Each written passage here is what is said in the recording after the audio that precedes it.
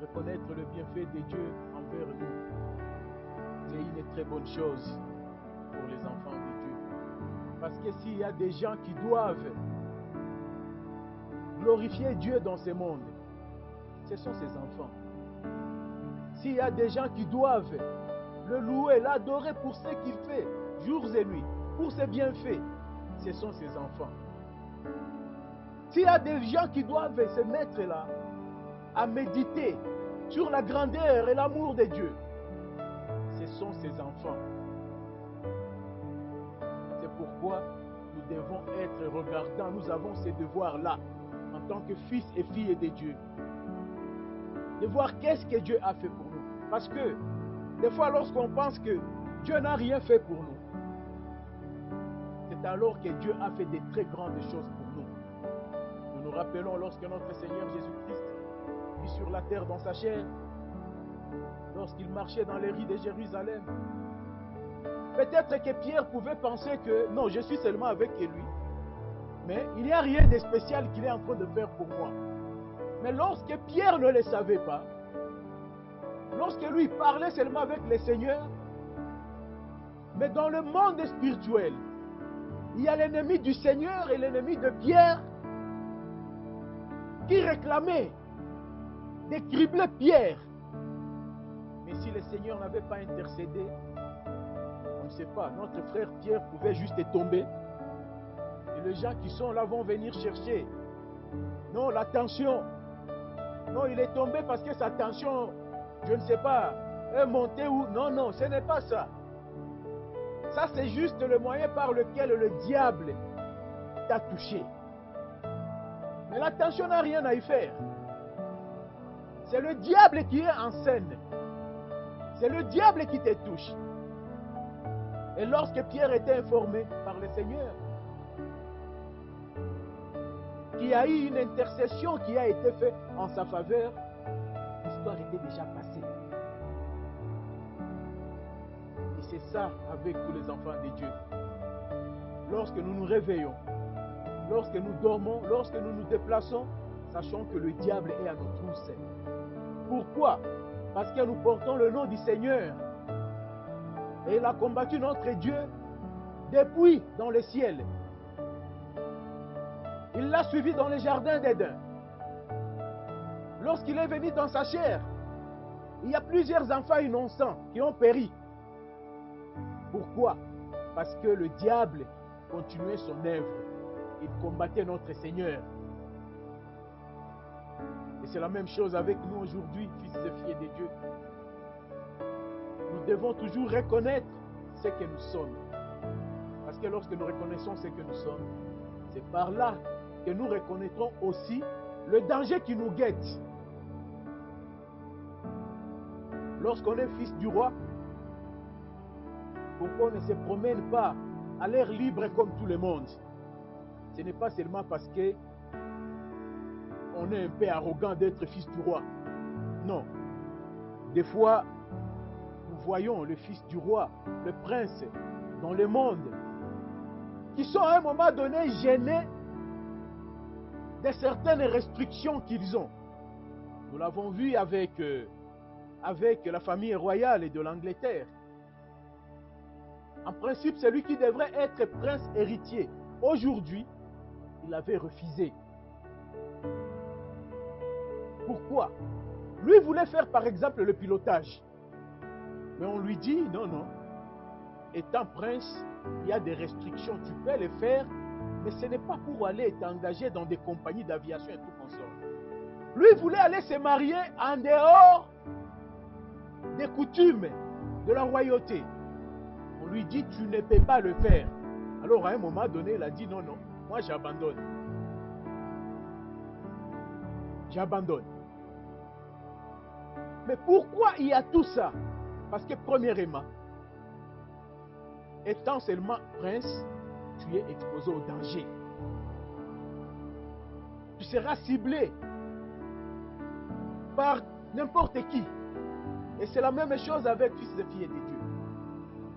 Nous sommes fils du roi. Lorsque nous on veut l'ignorer, ça n'enlève pas notre nature ou notre identité. Mais ça ne fait que nous exposer plus au danger. C'est pourquoi nous devons être reconnaissants au Seigneur lorsque nous nous réveillons. Nous avons le souffle de vie en nous. Lorsque nous marchons, nous arrivons là où on est parti. Nous devons toujours être reconnaissants à notre Dieu. Que Dieu vous bénisse sur notre Jésus-Christ. On va se mettre debout pour lire la parole du Seigneur. Prenons Éphésiens 2, 8. Et puis on va prendre Romains 5, 1. Éphésiens 2, 8. Et puis Romains 5, 1.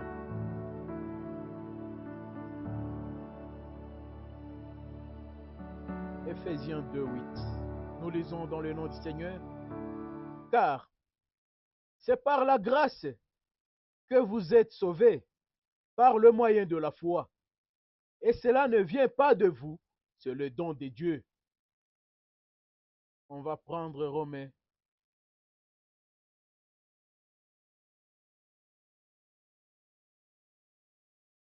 On va prendre Romains 5, 1. Il dit, étant donc justifiés par la foi, nous avons la paix avec Dieu par notre Seigneur Jésus-Christ. Amen. On va prier.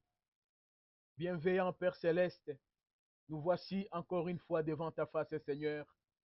Dieu Tout-Puissant, il y en a plusieurs, ô Dieu, qui souhaiteraient, Seigneur, se retrouver devant toi ce matin.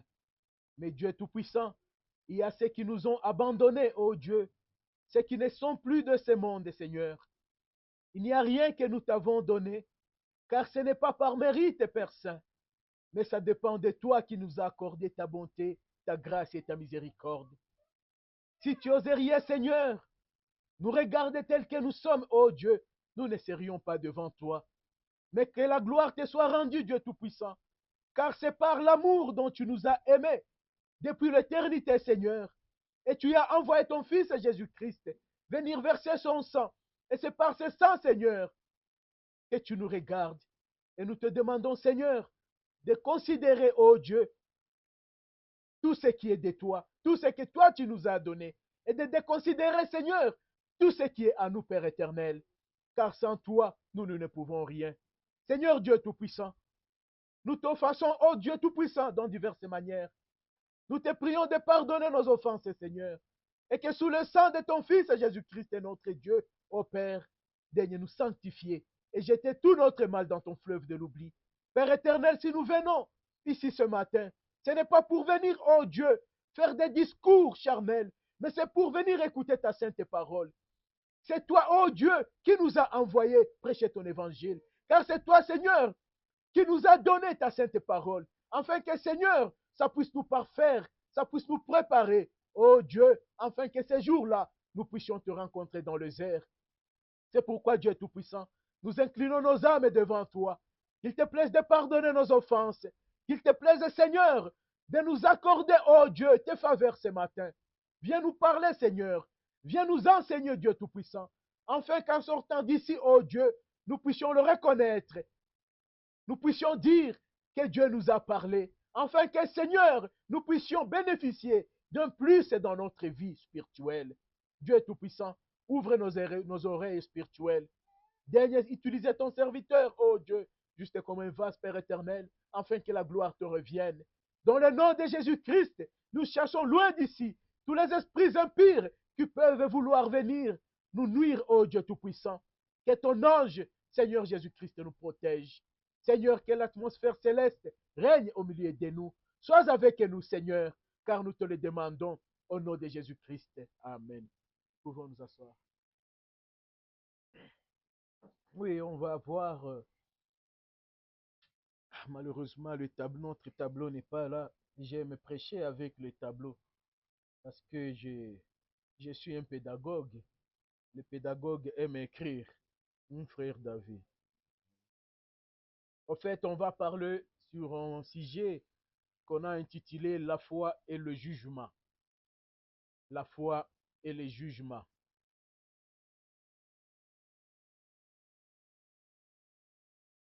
Nous venons de lire dans Éphésiens.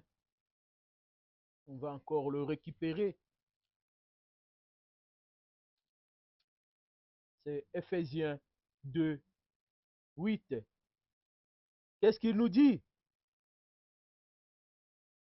Il dit, car c'est par la grâce que vous autres, vous êtes sauvés. On est sauvés, c'est par la grâce. Ce n'est pas par mérite. Par les moyens de la foi. On est sauvé par la grâce. Ça veut dire que dès le départ, il n'est pas question de mérite, mais c'est une grâce.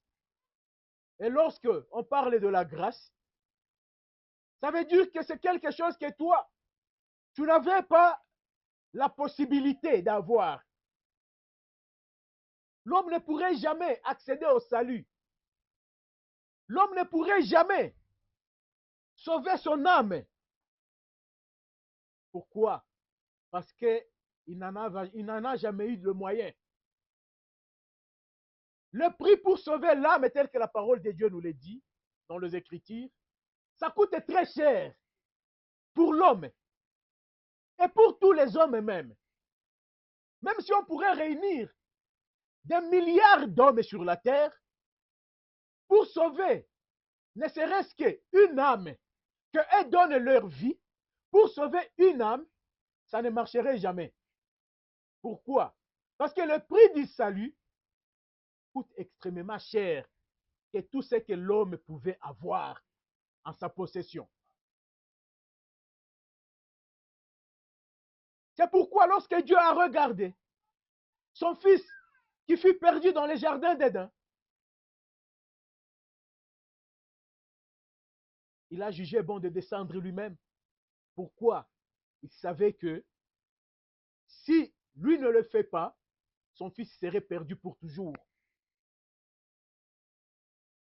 Pourtant, dans le jardin d'Éden, nous voyons que le Seigneur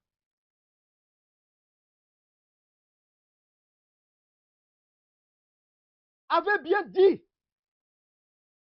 à notre parent Adam, où il lui avait donné une instruction à suivre afin qu'il vive. Ne mangez pas ceci, mais mangez cela pour que tu vives. Mais l'homme avait choisi. L'homme avait mal choisi. Donc c'est par la faute de l'homme lui-même. Donc c'est l'homme qui fut responsable de sa perdition. Pourquoi? L'homme n'avait pas obéi à la voix de Dieu. L'homme n'avait pas obéi à la parole de Dieu. L'homme avait mal choisi et l'homme avait été chassé du jardin. Mais par la grâce, Dieu avait déjà élaboré. Comme lui, il est Dieu, il connaissait toutes les choses afin qu'elles n'eussent lieu. Qu'est-ce qu'il avait fait? Il avait déjà élaboré un plan tel qu'on avait vu la fois passée. Le plan du salut de Dieu. Et qu'il n'avait pas caché à l'homme, afin que l'homme ne perde pas espoir. Et c'est pourquoi même nous avons vu avec le serviteur de Dieu que notre frère Job, après tout ce qu'il avait enduré dans sa vie, mais enfin, il s'était référé à quoi? À ce plan-là du salut de Dieu. Sachant qu'un jour, mon Rédempteur sera debout devant moi. Et moi, Job, je le verrai. Qu'est-ce qu'il avait fait? Il s'était référé à ce plan-là du salut. Parce qu'on ne peut pas parler du Rédempteur s'il n'y a pas du salut. Non, non. Il faut qu'il y ait un sauveur. Il faut qu'il y ait une rédemption. Et Dieu, comme il est bon, il n'avait pas caché cela à ses enfants. Et c'est pourquoi Job s'y était référé. Mais malgré ça, c'était de la responsabilité toujours de l'homme. C'est lui qui avait mal choisi, qui n'avait pas accepté le conseil de Dieu. L'homme n'avait pas accepté le conseil de Dieu.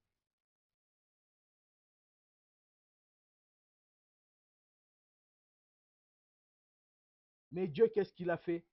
Il dit, je vais descendre, je vais venir te chercher, je vais donner ma vie pour toi, je vais payer ce prix qui est cher pour toi. Moi, j'en ai le moyen. Moi, j'en suis capable, moi, Dieu. Et hors moi, il n'y a personne d'autre qui soit en mesure de payer ce prix-là. Parce qu'à part l'homme, il y a Dieu et les anges là-bas. Mais il y avait aussi le diable et ses anges, les démons.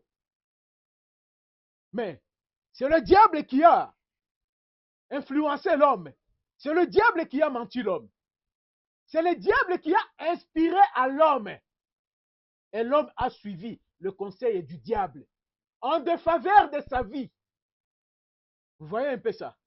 En défaveur de sa vie. Donc ça veut dire que l'homme et le diable, ils étaient déjà dans un même camp.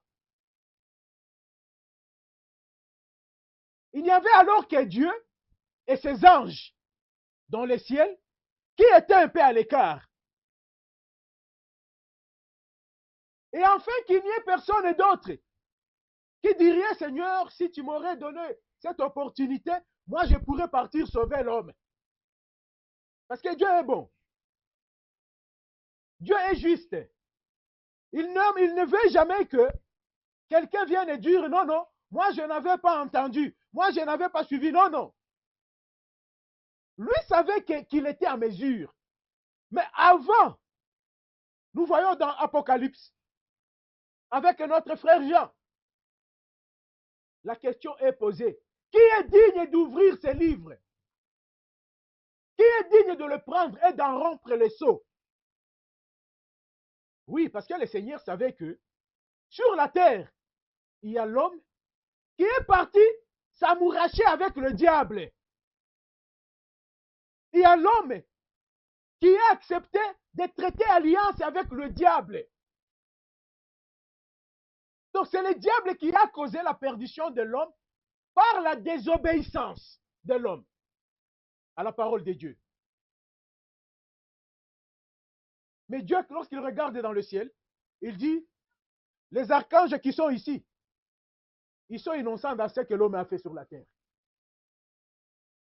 Il dit, l'ange Michael est là, Gabriel, il est là, ils sont innocents. Avec les 24 vieillards, ils sont là. Les autres, je ne sais qui. Toute son armée là-bas. C'est pourquoi Jésus avait dit, non, on doit voir s'il y a quelqu'un d'autre qui soit en mesure d'aller sauver l'homme. Oui, il va le faire. Alors la question avait été posée, qui est digne? La parole de Dieu nous dit, c'est parmi des questions tellement difficiles, tellement dures, que les cieux n'en ont jamais eu. Parce que c'est une question qui a fait que la routine, la coutume, même des anges, s'arrête. C'est une question qui a bouleversé même les anges dans le ciel. Digne de prendre ces livres, d'en rompre les sceaux. Donc d'aller sauver l'homme, d'aller sauver l'humanité. Il fallait vraiment avoir... c'est pourquoi frère Michael a toujours conseillé qu'il faut vraiment à un moment donné avoir cette heure-là de silence du prêtre. Nous voyons que dans les ciels, ils ont eu vraiment un moment de silence. Parce qu'il fallait vraiment laisser le temps à tout le monde. Hein. Oui, il fallait laisser le temps à tout le monde. Que chacun puisse se regarder en lui-même, voir si lui peut être en mesure de faire cette œuvre-là. Et lorsque Jean a regardé, il n'y avait personne. Il n'y avait que le lion de la tribu de Juda, Dieu lui-même, qui fut en mesure de prendre le livre, de le regarder et d'en rompre le sceau. D'ouvrir quoi? Les mystères sur le plan de la rédemption de l'homme. Et Est-ce que Dieu était fautif? C'est l'homme qui fut fautif. Parce que Dieu lui avait tout donné. Dieu lui avait placé dans une position extraordinaire. Dieu avait travaillé et après tout son travail, il a légué son travail à l'homme. Notre Dieu, il est l'auteur de toute sagesse. Mais qu'est-ce qu'il avait fait? Il avait pris plaisir que son fils Adam l'aide même dans son travail. Il a créé les animaux, mais il a pris son fils, un père, lorsque son petit garçon, comme nous en avons ici, lorsqu'ils sont déjà en mesure de t'apporter de l'eau à boire, ça fait le plaisir du parent. Lorsqu'ils sont en mesure, tu reviens le soir, ils t'apportent les babouches, ça fait le plaisir.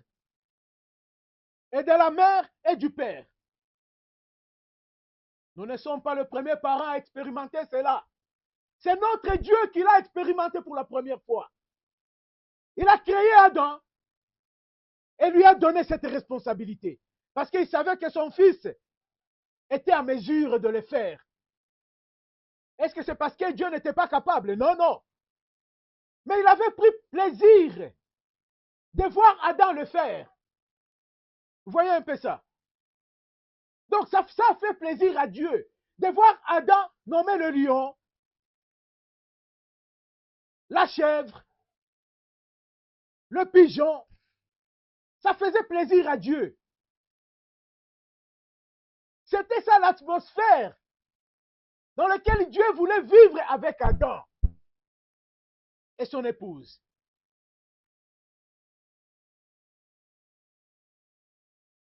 Dieu donne à Adam une aide. Mais c'est Adam qui se réveille et dit, oh, Adam n'avait pas oublié, même après son sommeil est là, après son anesthésie, il n'avait pas oublié qu'il avait une mission de nommer tout ce que Dieu avait créé. Alors Adam a regardé, ok, j'ai maintenant quelqu'un qui soit semblable à moi. Adam lui a donné un nom. Adam n'avait pas oublié. Et c'est ça la position que les fils de Dieu ont perdue. Et qui se laissent tomber par les petites choses du monde et parvenir à oublier qui ils sont. Mais la parole de Dieu nous dit, il dit c'est par la grâce que vous êtes sauvés par le moyen de la foi. Et cela ne vient pas de vous. Oui, c'est là où c'est très profond. Vous êtes sauvés par la grâce parce que vous ne le méritez même pas. Mais pour être sauvé, il vous faut avoir la foi. Et Dieu qui regarde comme ça, il dit même cette foi-là, ils ne peuvent pas en avoir. Il dit quoi? Il dit, et cela ne vient pas de vous, c'est les dons de Dieu. Donc nous voyons que Dieu nous a tout donné pour notre salut. Textuellement comme il avait fait avec notre père Adam dans le jardin d'Éden. Pour son bonheur, Dieu avait tout planifié. Pour son bonheur, Dieu regarda lorsque Adam fut vers la fin de nommer les animaux, il nommait 2 à 2, coq et poule, il continue. Mais Dieu le regarde. Adam commence à regarder un peu autour de lui.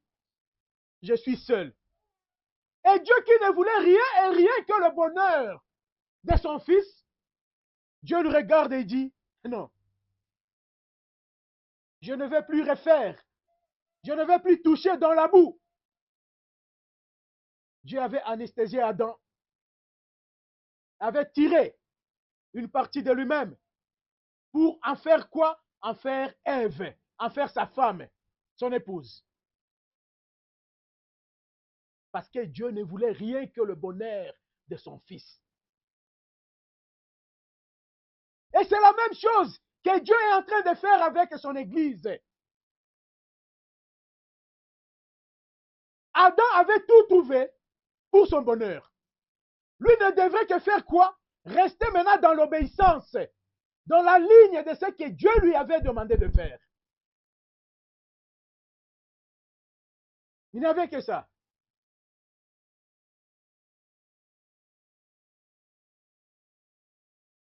Mais ce qui avait causé la chute, c'est que Adam n'avait pas considéré tout ça. Il est parti à l'encontre de la parole de Dieu. Et ça a créé tout ce qu'on est en train de voir aujourd'hui. Les ambulances et tout qu'on sort.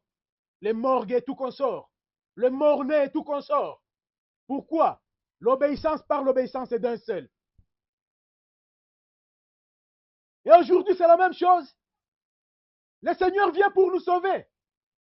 Premièrement, c'est par la grâce. Mais il sait que nous devons avoir la foi pour y parvenir. Mais il fait quoi? Il te donne encore le don de cette grâce-là. De cette foi-là. Vous voyez un peu ça?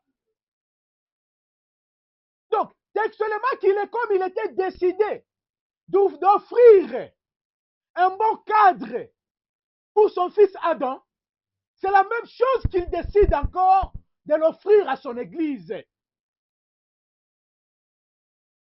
Tout ce qu'il veut, c'est le bonheur de son Église, de son peuple. Mais, comme il ne change pas, le cadre dans lequel il avait placé Adam, afin qu'Adam vive heureux, c'était sa parole. Et sa parole est éternelle. Donc même pour son Église aujourd'hui, il vient, il te donne quoi? La grâce d'abord. Il décide de te sauver parce que toi tu es misérable, pauvre et nu. Tu n'es pas en mesure de faire quoi que ce soit de bon. C'est là où vous voyez, les gens de la science nous trompent. Nous, la parole de Dieu nous enseigne que nous tous, on a péché, on est déchus, on était privés de la grâce de Dieu. Donc il n'y a rien de bon qui puisse être dans l'homme sans la grâce de Dieu. Mais les gens de la science nous trompent. Ils viennent nous dire, l'homme naît naturellement bon. C'est faux. C'est faux. Bon dans quoi? Dans quoi? C'est ça même contredire la parole de Dieu. Parce que lorsque eux pensent qu'ils naissent bons, alors comment est-ce que tu vas venir lui dire non quoi au Seigneur Jésus-Christ, afin que tu sois bon? Il te dira que moi je suis né bon. Mais non, c'est faux. C'est par la tromperie et la ruse du diable. Mais nous voyons que notre Seigneur, il fait quoi? Il nous donne. Il nous offre la grâce. Pourtant, sans la foi, nous ne pouvons pas être sauvés. Bien sûr, la grâce est là, mais il nous faut de la foi. Il prend cette foi-là. Pourquoi? Parce qu'il n'y a rien de bon en nous. Pourtant, la foi, c'est une bonne chose de Dieu. Il prend cette foi, il nous l'offre comme un don. Quand nous voyons un peu Romain, toujours là où on a lu là, c'est que Romain nous dit, Romains 5, oui.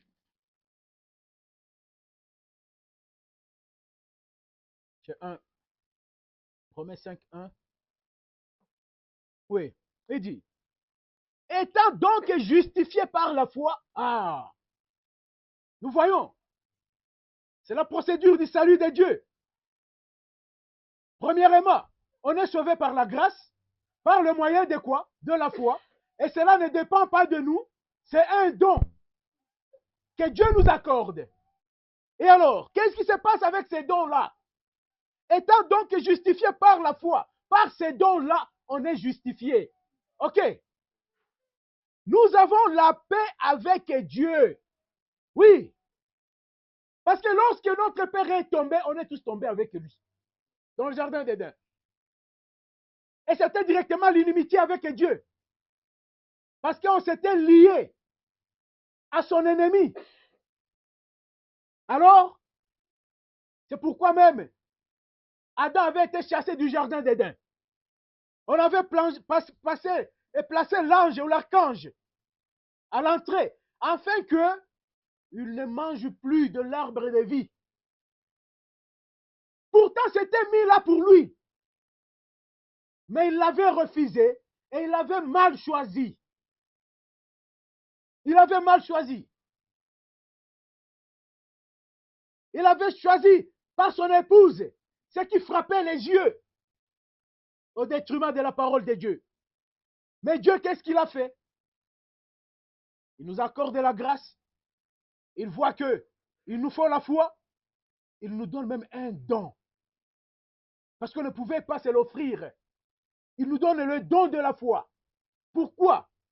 Parce qu'on était déjà souillés en se ralliant au diable, au péché. On était souillés. Pourtant, lui, le mal, le péché n'arrive pas là dans sa présence. Mais il vient nous racheter. Il nous aime. Nous sommes ses enfants, déchus par notre père Adam. Il faut que nous soyons propres pour rentrer en contact avec lui. C'est pourquoi il fait quoi? Il dit, étant donc justifié par la foi, oui, c'est pourquoi il nous a donné le don de la foi. Il nous a donné le don de la foi, parce que sans la foi, il n'y a pas de justification. Ok? Sans la foi, il n'y a pas de justification. Tu restes avec tes péchés. Mais il nous donne le don là. Et à travers maintenant le don là, on fait quoi? Étant donc justifié, on est justifié. Nous avons quoi maintenant? Après la justification, nous avons la paix avec Dieu. Amani pamoja na Mungu. Nous avons la paix avec Dieu. Pourquoi? Parce qu'avant cela, on n'avait pas la paix, on était en guerre avec Dieu. Oui. Parce qu'on était dans le camp de son ennemi. Et son ennemi est constamment en guerre avec Dieu. Mais par le moyen de la foi, qui est un don que Dieu nous donne. Donc, on ne l'a pas mérité. Mais c'est un don que Dieu te donne. Tu es justifié. Et tu entres en paix avec Dieu. Mais comment? Nous avons la paix avec Dieu par notre Seigneur Jésus-Christ. Le tableau me manque. Par notre Seigneur Jésus-Christ. Et Jésus-Christ, c'est quoi? Jésus-Christ, c'est la parole faite chair. Ok? Donc, nous voyons que pour avoir cette foi et entrer en paix avec Dieu, c'est à travers qui? À travers Jésus-Christ, qui est la parole faite chair. Donc, en dehors de la parole de Dieu, de Christ, il n'y a pas de paix avec Dieu. Ok? Parce que la foi doit être basée, ouais encore, étant donc justifié par la foi, nous avons la paix avec Dieu par notre Seigneur Jésus-Christ. Oui. La foi, c'est à travers notre Seigneur Jésus-Christ, qui est quoi? Qui est la parole. Qui est la parole. Je prends 2. Romains 5, 1, je vais à 2.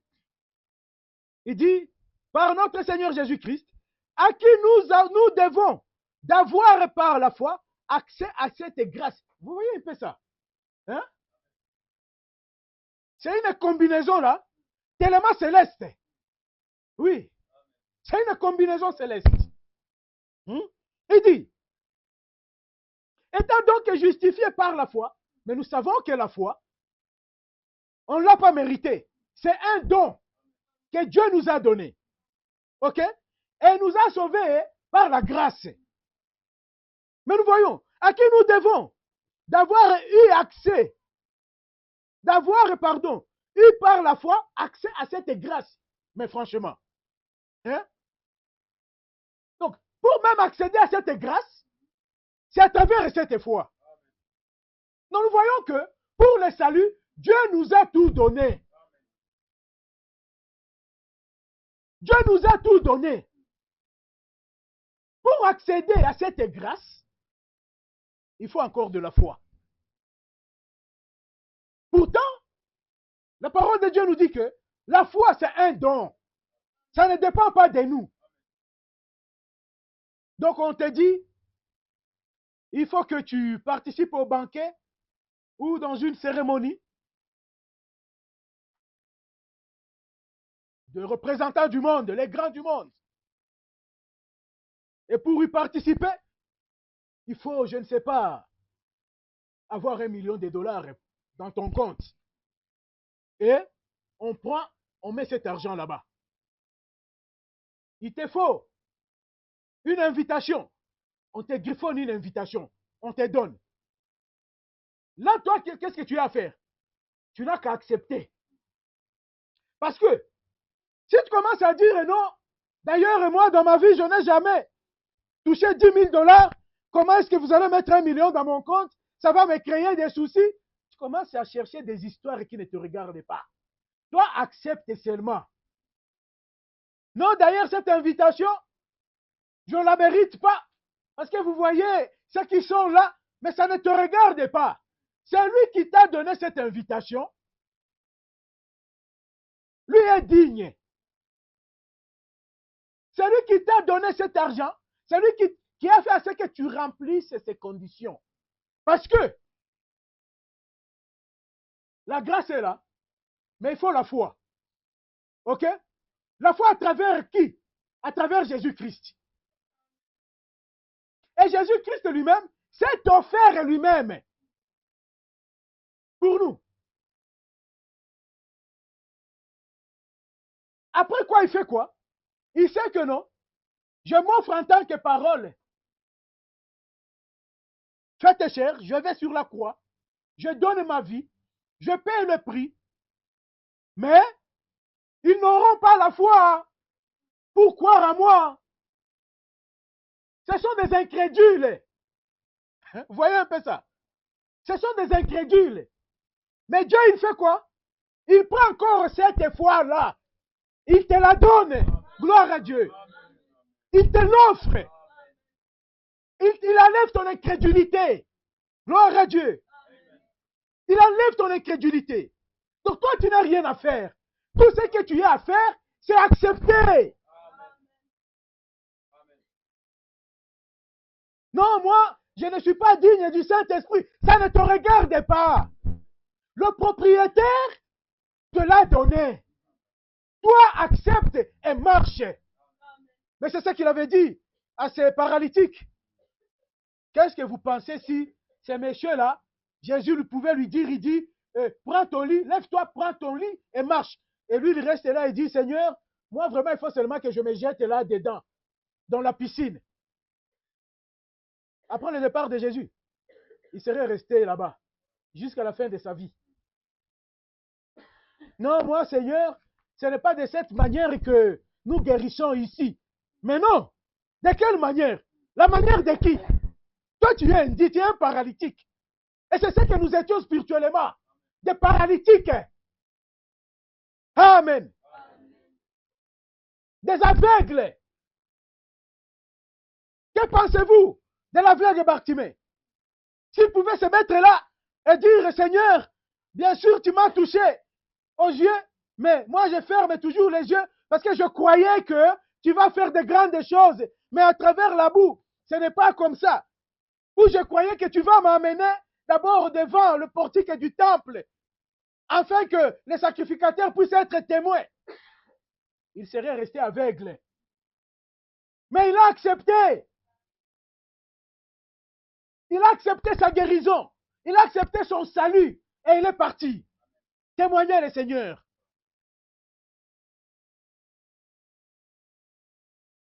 On vient perturber l'homme. On lui dit, mais qu'est-ce qui te fabrique avec ton lit sur la tête comme ça?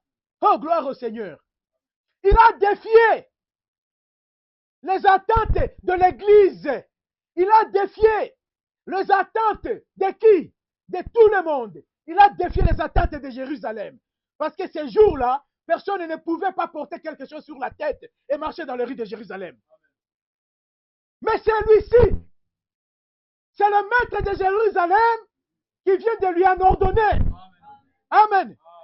Il dit, prends ton lit et marche. Et le méchant, il regarde sur ses pieds, il s'appuie sur ses mains, il attend, il sent un peu de force, il se met debout, il regarde, il tremblote un peu, il regarde ses pieds, il regarde lui, il dit oui, je crois, je veux me mettre debout. Et pouf, il accepte sa guérison. Pourquoi? Parce que c'était ainsi dit le Seigneur. Il se met debout. Il dit, ce n'est pas tout. Il m'a dit de prendre mon lit. Mais quelqu'un peut-être à côté, il a dit, mais aujourd'hui, tu ne peux pas faire ça. Mais il a dit, mais non, tu ne peux pas. Oh, banasemaka, banani. Oh, on a toujours dit, mais les on là, c'est qui? Moi, je n'ai pas à faire avec les on. C'est lui qui vient de me dire, prends ton lit et marche. Il me l'a dit, vous tous, vous l'avez écouté. Pourquoi vous ne l'avez pas interdit? Alors c'est à moi que vous voulez interdire. Le monsieur a pris son lit. Il l'a mis sur la tête. Le monsieur est parti. Il marche. Le monsieur part. On a dit, mais qu'est-ce que tu fais? Il dit, mais non, il m'a dit, prends ton lit et marche. Mais non, il faut attendre demain. Mais non, lui ne m'a pas dit d'attendre demain. C'est aujourd'hui. Il m'a dit, prends. Il ne m'a pas dit, tu prendras ton lit et tu marcheras. Il a dit des choses, prends ton lit et marche. Je me suis mis debout, j'ai pris mon lit et moi je pars. C'est un ordre qu'il m'a donné. Non, tu vois, le grand caïphe ne sera pas d'accord avec toi. Mais moi je m'en fous du grand caïphe. J'étais couché dans mon péché. Et le grand caïphe n'avait rien fait pour moi. Non, on va t'appeler, tu es une vieille. Si tu portes comme ça, mais je m'en fous. J'étais mort dans le péché. Et le monde qui va se moquer de moi aujourd'hui n'avait rien fait pour moi. Mais le Seigneur m'a dit, suis-moi. Oui, suis-moi. Et le monsieur a obéi. Il est parti. Pourquoi? Il s'était dit, il s'est demandé dans son cœur, mais qui suis-je pour mériter un si grand salut? Il n'était pas seul là-bas. La parole de Dieu nous dit qu'il y avait beaucoup de paralytiques, de boiteux, je ne sais qui encore. Mais la grâce de Dieu est tombée sur lui.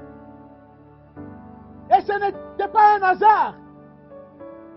Si Jésus fut passé ces jours-là à la piscine, c'était pour cet homme.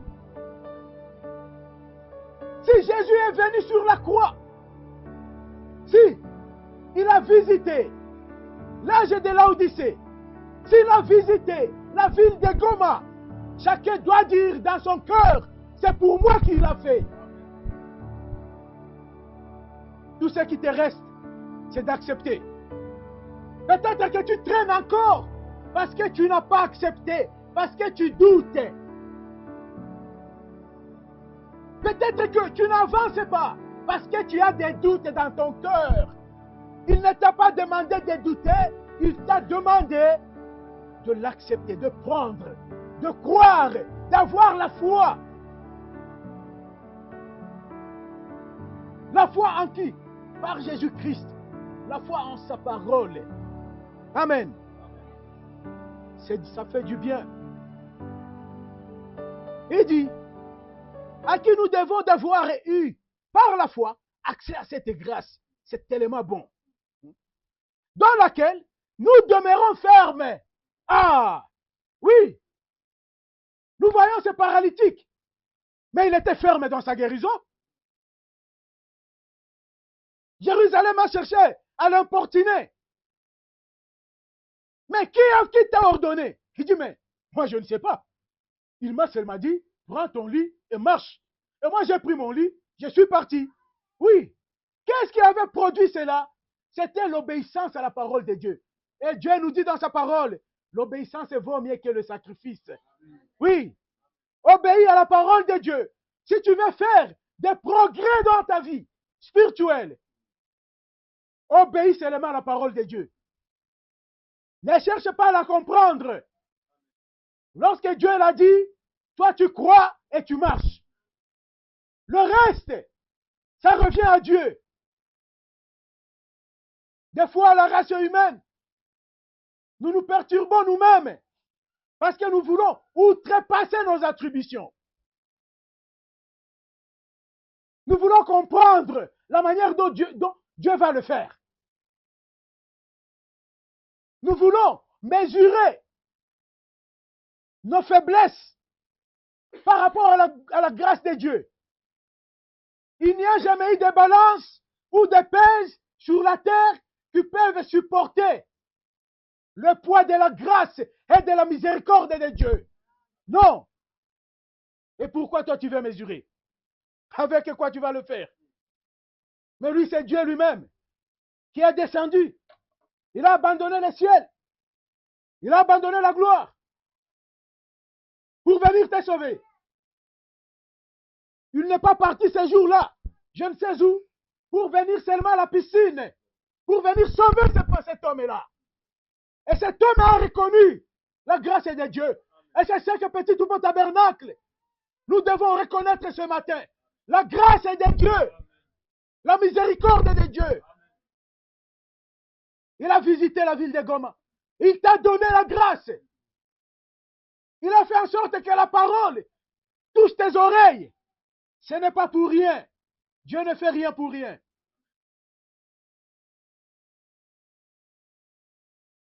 Il te demande de croire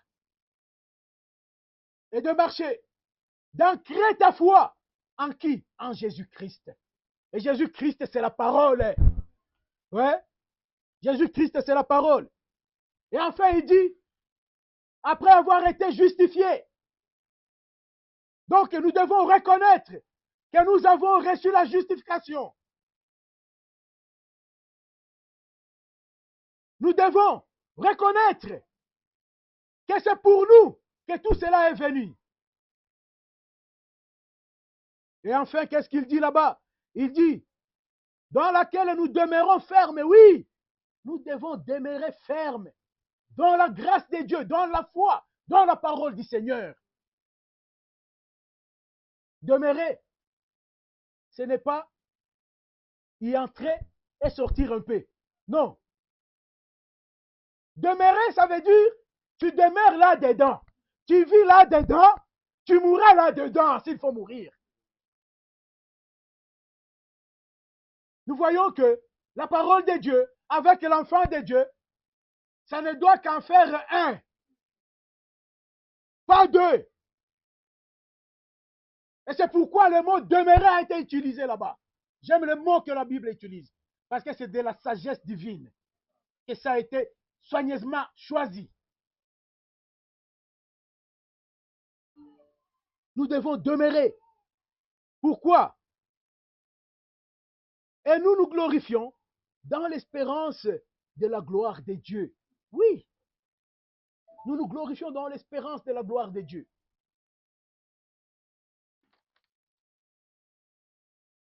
Nous devons demeurer là-bas. En faisant quoi? En pratiquant ce que Dieu nous demande de faire. Comme cet homme-là, il a mis la parole de Dieu en pratique. Et c'est ce qui a fait en sorte que le monde sache qu'il a rencontré Jésus. Oui. Parce que s'il pouvait se mettre seulement là à côté et de ne pas porter son lit sur la tête, peut-être on penserait qu'il est toujours paralytique.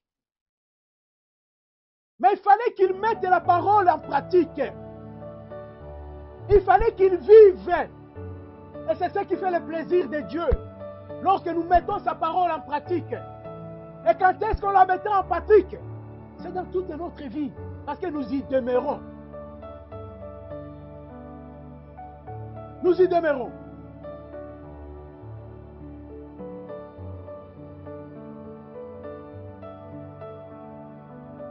Qu'est-ce qui est bon pour l'homme? c'est de pratiquer la parole du Seigneur. C'est d'obéir à la parole du Seigneur. C'est pourquoi même la parole de Dieu nous dit qu'il avait même créé les bonnes œuvres pour que nous les mettions en pratique. Vous voyez un peu ça? Donc, ces bonnes œuvres-là n'ont jamais été créées pour être gardées au congélateur devant Dieu. Non. C'est créé pour que nous les mettions en pratique. Lisons un peu Matthieu. Matthieu 12. Matthieu 12, 35. Je vais descendre un tout petit peu. 12, 35.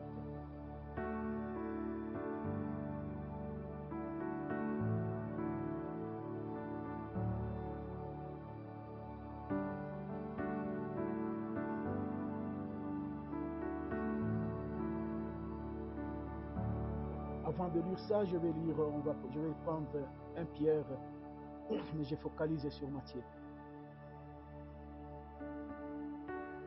1 Pierre 1, 17. 1 Pierre 1, 17. Il nous dit, et si vous invoquez comme Père celui qui juge selon l'œuvre de chacun, sans exception de personne, conduisez-vous avec crainte pendant le temps de votre pèlerinage. Vous voyez un peu ça? Il juge selon quoi? Je répète. Et si vous invoquez comme Père, celui qui juge l'œuvre de chacun, il juge nos œuvres. OK? Sans exception de personne. Oui, sans exception de personne. Conduisez-vous avec crainte pendant le temps de votre pèlerinage. 18. Sachant que ce n'est pas par les choses périssables, par de l'argent ou de l'or, que vous avez été rachetés. Rachetés de quoi? De la vaine manière de vivre que vous aviez hérité de vos pères. OK? Premièrement, il juge l'œuvre de chacun. OK? Deuxièmement, il nous a racheté de quoi? De la vaine manière. Namuna ya kuishi ya bule-bule. Hein? Namuna ya kuishi ya bule. Il nous a racheté de ça. Où est-ce que l'on était? On était dans le péché. Le péché qui a été commis dans les jardins d'Éden. Ça nous a entraînés, nous tous. Et désormais, parce que tel qu'on a dit, c'était l'alliance qu'on avait scellée avec le diable par notre père Adam. Ici, la Bible dit quoi? Il nous a rachetés de la vaine manière de vivre que nous avons hérité de qui? De nos pères. Mais, attention, eux aussi avaient hérité ça de leur père. Leurs arrière-pères, de leurs arrières, jusqu'à Adam, jusqu'au diable. Vous voyez un peu ça? Jusqu'au diable. Pourquoi?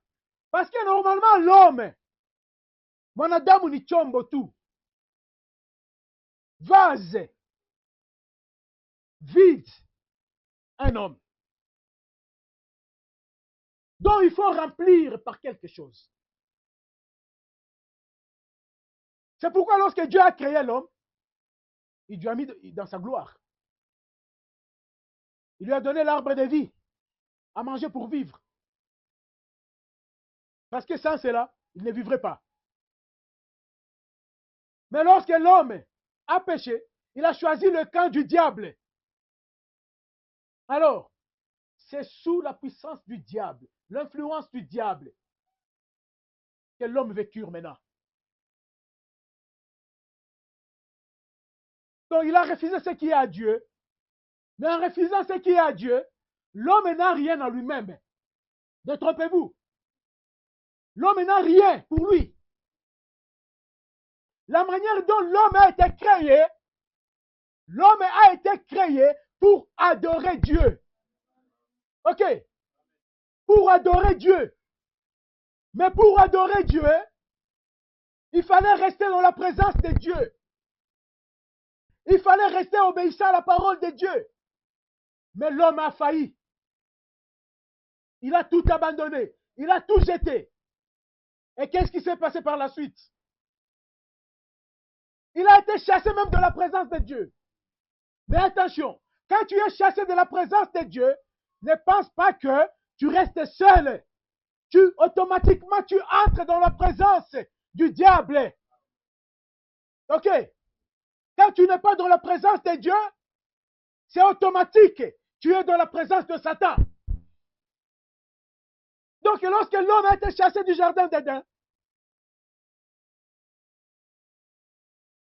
il est entré automatiquement sous l'influence du diable. Et alors, c'est le diable qui a commencé à inspirer. Et c'est pourquoi tout de suite, nous pouvons voir, juste après, la mort a frappé. L'homme est sur la terre. Le sang a été versé. La méchanceté s'est ressentie sur la terre. Pourquoi? Ils étaient désormais sous l'influence du diable. L'homme directement pouvait pleurer son prochain. Pourquoi? Il n'était plus sous dans la présence de Dieu. Et nous voyons là devant, l'homme pouvait, pourtant Dieu dans le jardin d'Éden, lorsqu'il fume dans sa présence, qu'est-ce que Dieu a fait? Il a créé un homme. Et lorsque Dieu, dans toute sa sagesse et son amour pour son fils, ok, et dans toute sa richesse, lorsque Dieu a vu que son fils, il y a quelque chose qui lui manquait, il lui a donné ne serait-ce qu'une femme. Une femme. Un homme et une femme. Là, c'était dans la sagesse de Dieu. Lorsqu'ils étaient dans la présence de Dieu.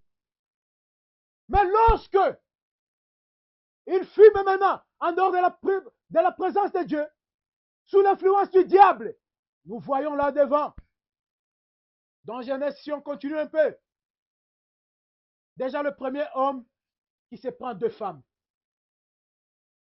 Et il était de quelle lignée? De la lignée de Caïn. Le premier homme dans la Bible à prendre deux femmes, il vient de la lignée de Caïn. Le diable ne pouvait que faire ça d'abord avec ce qui lui appartenait. Là, c'est la conséquence d'être en dehors de la gloire de Dieu, en dehors de la puissance de Dieu, en dehors de la volonté de Dieu. La prise des deux femmes. Parce que Dieu, lorsqu'il a créé, s'il avait jugé bon, que l'homme puisse même en avoir 10 millions, mais il était en mesure de le faire. Mais dans toute sa sagesse, son amour, dans son ordre, dans ce qu'il voulait de bon pour son fils, Adam, Dieu lui a donné une femme. Une femme. Mais le reste, ça vient après. Et c'est comme ça que nous voyons déjà, il y a des tueries. Il y a l'arrogance que nous voyons. L'insolence devant Dieu. Caïn, où est ton frère Abel? Là, c'est le créateur des cieux, de la terre. Tu lui demandes. Mais regarde quelle est la réponse. Est-ce que moi, je suis le gardien de mon frère? Mais dis. Mais c'est Dieu qui te demande. C'est à Dieu que tu t'adresses. Ah, les conséquences du péché. Vaine manière de vivre. Ok? Ça entre. Pourquoi? L'homme est sorti de la présence de Dieu. Il est sous l'influence du diable. Mais regarde le Fils de Dieu. Même après qu'il eut péché, le Seigneur l'appelle. Adam, Adam, où es-tu?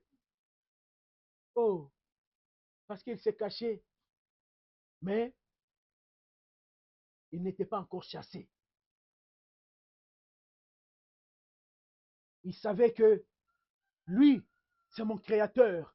C'est le roi des rois, c'est mon Père, c'est le Tout-Puissant. C'est le Saint des Saints. Et dans la crainte des dieux, Adam, qu'est-ce qu'il a dit? Il a dit, j'ai entendu ta voix, Seigneur. Je me suis caché parce que je suis nu. Mais juste après un petit moment, regarde quel genre de réponse on commence à donner à Dieu. Suis-je le gardien de mon frère? Ah, il est venu nous racheter de la vaine manière de vivre que nous avons hérité. Et tout de suite après, oui, des femmes, passez ici. Et il s'est vanté même d'avoir ces deux femmes.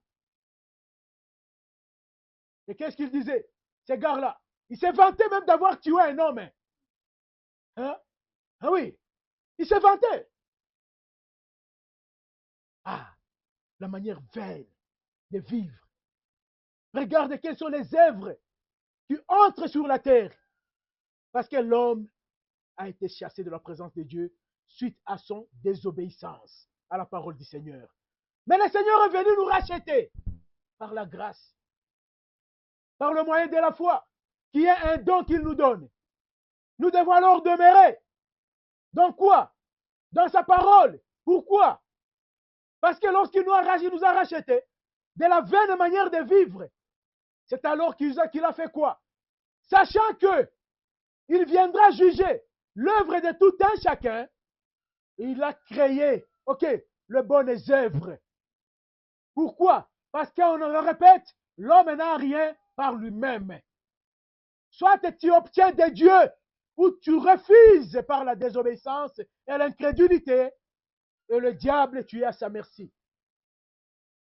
Mais comme on était à la merci du diable, et on a hérité de la vaine manière de vivre par de nos parents, qu'eux ont hérité jusqu'en allant vers le diable, Dieu fait quoi? Comme il nous arrache, ok, de cette manière vaine de vivre, il crée alors le bon œuvre pour que nous le mettions en pratique. Donc voyons que pour plaire à Dieu, nous ne devons rien que l'obéissance dans la foi. C'est ça qui va nous amener même la crainte de Dieu. C'est ça qui va nous amener tout ce que Dieu nous demande, tout ce que Dieu veut de nous, tout ce que Dieu attend de nous. Nous lui devons de l'obéissance. Même lorsque ça ne semble pas bon, nous avons ces devoirs-là. Pourquoi? Le jugement viendra et nous dit, l'œuvre de tout un chacun passera au jugement. OK? Mais, voyons, il y a quelque chose quand même. Nous, lorsqu'il nous a rachetés, oui, voyons, peut-être on va encore relire ça. C'était dans Pierre, hein? Oui, 18. Il dit, sachant que ce n'est pas par des choses périssables, par de l'argent ou de l'or, que vous avez été rachetés de la manière de vivre, que vous aviez hérité de vos pères. Oui, 19. Mais par le sang précieux de Christ, comme d'un agneau, sans défaut et sans tache. Oui. Prédestiné avant la fondation du monde et manifesté à la fin des temps à cause de vous. Oui. Nous voyons que j'avais vraiment que nous puissions suivre très bien là-bas. La parole de Dieu nous dit que Dieu ne fait exception de personne. Et que l'œuvre de tout un chacun passera au jugement. OK. Mais regarde. Nous, ses fils, nous sommes rachetés d'abord de la manière vaine de vivre. OK? Donc, nous sommes rachetés par son sang. Alors, tout ce qu'on avait commis avant cela, posé comme acte, hérité de qui? De la manière vaine de vivre de nos parents. Jésus-Christ l'avait transporté sur lui. Avait tout amené à la croix. OK? Tous nos péchés. Il s'était chargé. C'est de notre iniquité qu'il s'est chargé. Oui. Il a tout amené à la croix Pourquoi? Parce que la parole ne devrait pas se contredire. Dieu ne doit pas se contredire parce que Dieu, c'est sa parole. Il dit l'œuvre de tout un chacun passera au jugement. Alors, qu'est-ce qu'il fait? Il prend nos œuvres que nous avons posées. Il se charge de nos péchés-là et nous amène où? Amène à la croix. Ces péchés-là avaient été jugés là à la croix. Qu'est-ce que Jésus avait fait? Il avait fait ce qu'on appelle le retour à l'expéditeur. OK? Parce que le péché là, ça doit être jugé. Mais comment est-ce que le péché sera jugé? Mais il faut que le porteur du péché soit jugé. Il faut que le pécheur soit jugé, soit condamné. OK? Alors c'est cette grâce-là que nous avons obtenue. Il s'est chargé alors de nos péchés. Il nous a séparés, OK, de notre péché. Afin de le mettre sur lui, afin que lui puisse être jugé à notre place. Alors c'est en croyant à lui que nous obtenons quoi? La justification.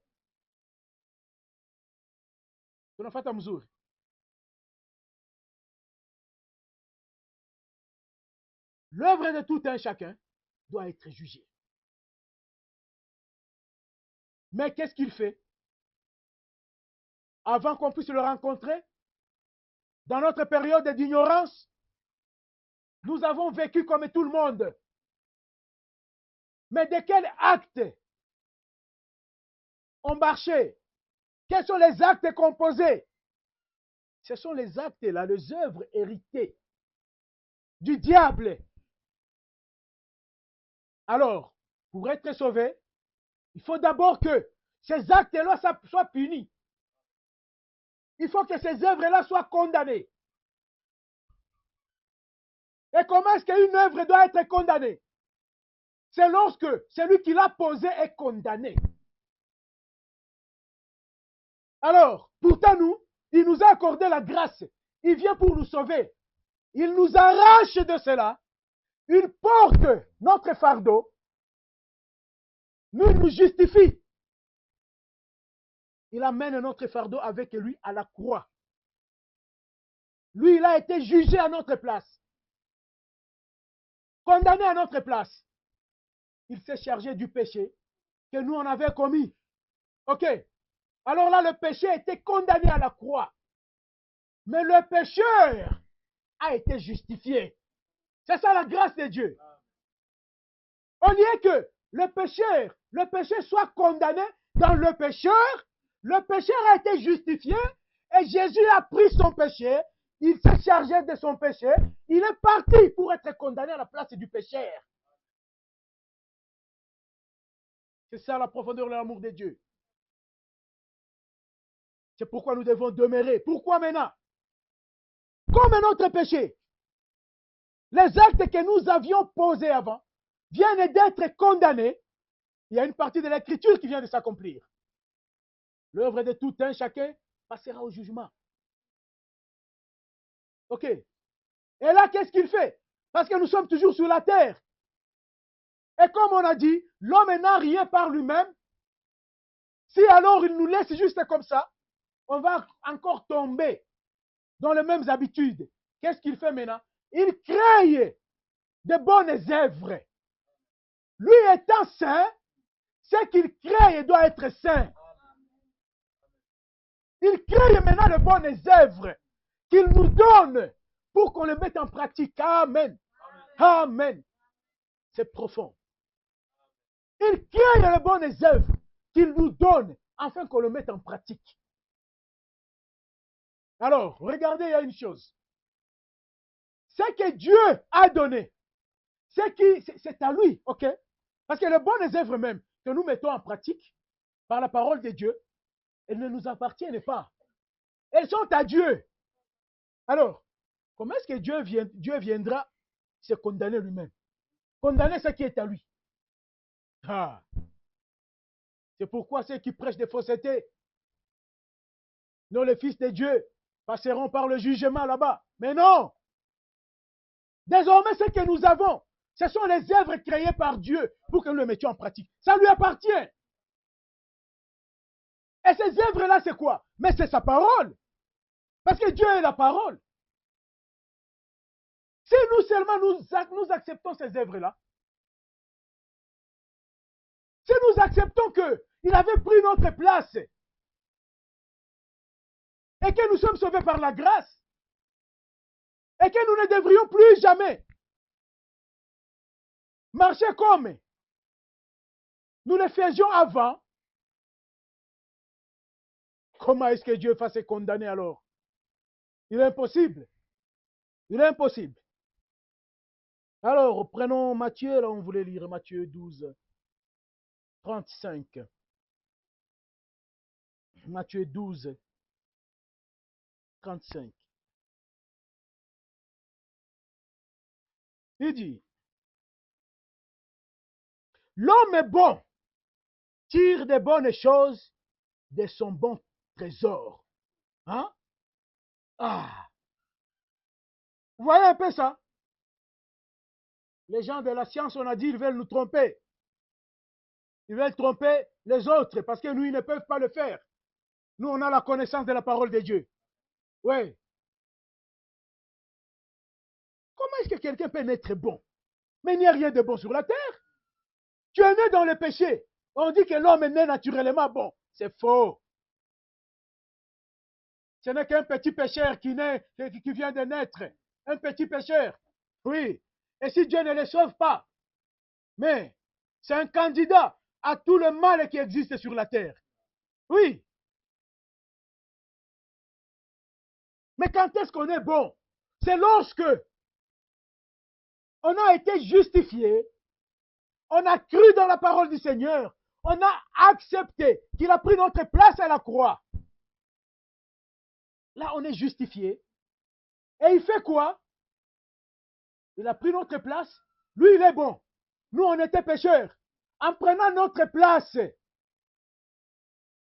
nous devrions prendre sa place.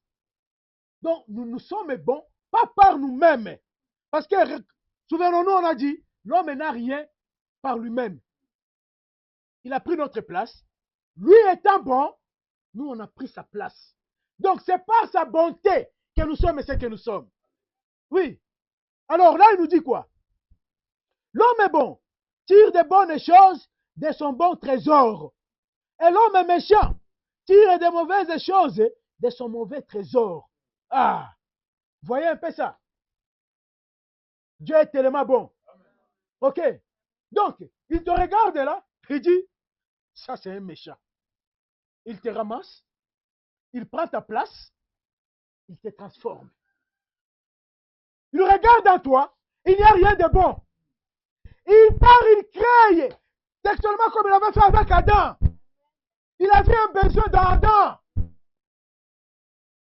Je ne veux pas que mon fils puisse être opprimé.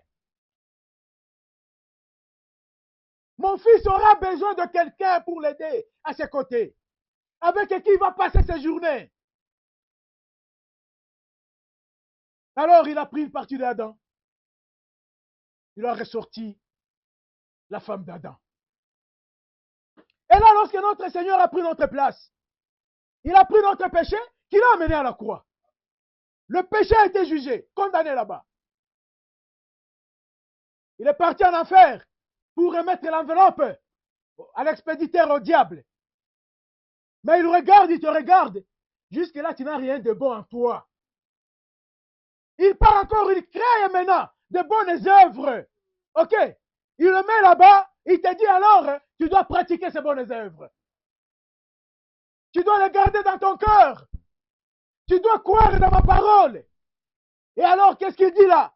Quand il te regarde, ok? Il dit, l'homme est bon. Hein? Amen. Tire de bonnes choses. Mais d'où viennent ces bonnes choses? Ok? Ce sont les œuvres là qu'il a créées. Nous ne les méritions même pas. Oui. C'est pourquoi nous devons donner à la parole de Dieu sa juste valeur dans notre vie. Nous ne devons pas jouer avec la parole de Dieu. Nous ne devons pas marcher avec Dieu dans la mollesse. Dieu a beaucoup travaillé pour qu'aujourd'hui nous soyons en mesure seulement d'entendre ce que nous sommes en train d'entendre là. Pour que nous soyons en mesure de prêcher cet évangile. Amen. Gloire à Dieu. Lorsque Dieu a pris, il a mis son fils Adam. Lorsque on fait des interventions chirurgicales ici, lorsqu'on enlève la patiente ou le patient de la salle d'op, on le met quelque part où on dit salle de réveil. Mais Dieu aussi avait mis Adam dans son endroit de réveil. Après avoir terminé son opération, il avait resté se reposer un peu.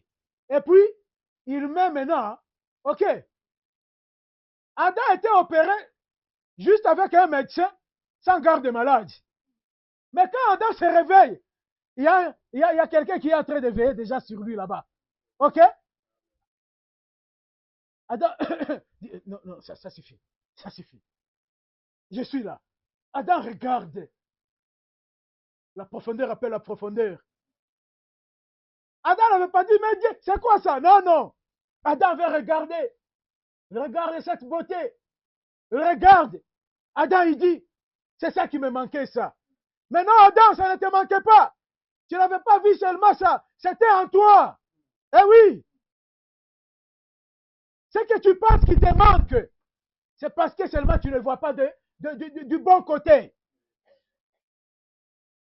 C'était en toi, Adam. Ça ne te manquait pas. Il fallait seulement que Dieu puisse tirer ça. Ok. Mais c'était là. C'est pourquoi le Seigneur, en voyant le besoin là d'Adam, il n'est pas parti refaire la boue. Non. Parce que ce dont Adam avait besoin était déjà en lui. Alors Dieu l'a seulement anesthésié, endormi, et tiré, et le laissé dans la salle de réveil. Et quand Adam se réveille, regarde, son cœur battait au même rythme que celui qui était là. Et Adam qui dit, l'os de mes os, la chair de ma chair. Ce sont les paroles, ok, remplies de douceur que Adam n'avait jamais prononcées dans tout ce qu'il faisait avec le lion, le léopard. Oui, là, il donnait seulement le nom, crocodile. Oui, comme le dit frère Michael dit, et quand tu le regardes, franchement, si on pourrait dire que c'est un lapin, ça ne pouvait pas marcher. Il fallait seulement que ça soit le crocodile. Mais regarde avec la femme. Les mots se multiplient. C'est pourquoi, frère, des fois, il faut dire à vos épouses des mots. Hein, frère Michael? Hein? Tu dis à maman parfaite, des fois, tu lui dis des mots. Hein? Regarde Adam. La chair de ma chair. Et puis ne pensez pas qu'il le disait la sourd et la funga. La chair de ma chair. Non, mais non. Avec douceur. Hein? La chair de ma chair. Adam, regarde. Anachaka pose kidogo. L'os de mes os. Ah. Sera appelée femme. Oui. Il n'y a qu'elle qui méritait d'être appelée femme. Mais ça, c'était le lion, léopard, crocodile. Mais femme, ça adoucit même le cœur. Oui. Mais c'était où? Dans Adam. Dieu lui donne. Parce qu'il avait vu son besoin. Dieu ne voulait pas le laisser oisif. Dieu ne voulait pas qu'il se débrouille. Ok? Dieu ne voulait pas qu'il se débrouille. On ne doit jamais se débrouiller dans la parole de Dieu. Dieu nous a donné tous les moyens, tous les outils possibles. Peut-être que c'est toi seulement qui ne vois pas encore de bon côté. Tu ne prends pas ta décision. Tu n'es pas ferme dans la parole de Dieu. Mais tu ne dois pas se débrouiller. Mais regarde, il crée même les bonnes œuvres. Il te les donne. Et puis, comme si ce n'était pas par la grâce que tu étais sauvé, il dit maintenant quoi? Là, il parle de toi. Il parle de moi. Il dit, l'homme est bon. Oh, que Dieu soit béni. Il est devenu maintenant l'homme est bon. Après le rachat. L'homme est bon. Ok. L'homme est bon, tire des bonnes choses de son bon trésor. Oui, lorsqu'on a crié en Jésus-Christ, lorsqu'on est fils et filles de Dieu, nous devons avoir de bonnes choses dans notre trésor. Et de bonnes choses viennent d'où?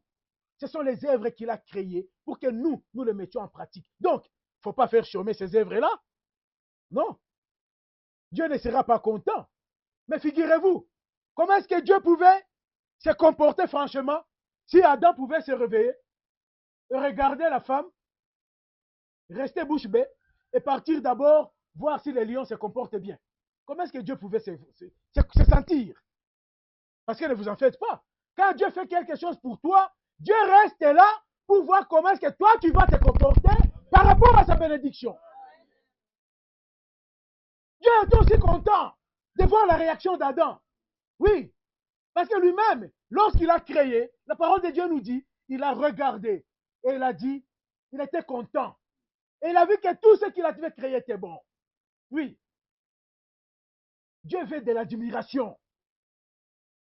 C'est pourquoi lui-même, quand il parle de lui-même, il s'admire d'abord. Il dit, je suis l'Éternel. Et hors moi, il n'y a point de Dieu. Il dit, qui a pu prédire les choses à venir? Il n'y a que moi, l'Éternel. Oui, il s'admire. Alors nous, ses fils, nous devons l'admirer. C'est ce qu'il attend de nous. Et pour l'admirer, il faut d'abord que nous puissions croire en sa parole, que nous puissions avoir la foi en Jésus-Christ, que nous puissions accepter cette grâce qu'il nous a accordée. Amen. Alors, regarde. Là, dans Pierre, on a vu que l'œuvre de tout un chacun, où chacun sera condamné par ses œuvres. Mais ici, nous voyons, il nous appelle déjà bon. Pourquoi? Parce qu'on a cru en lui, il a pris notre place, il nous a accordé la grâce et nous, on l'a accepté.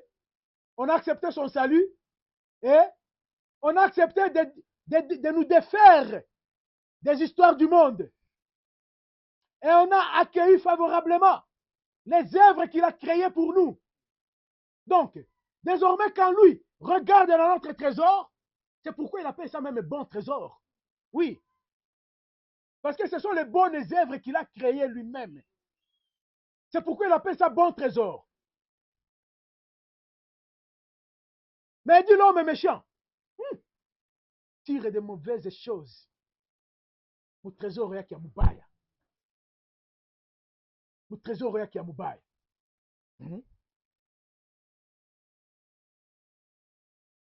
Prenons un peu Ephésiens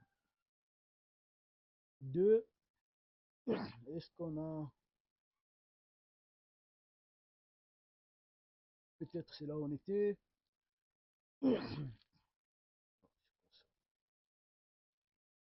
Ephésiens 2, 1 à 3 d'abord. Ephésiens 2, 1 à 3.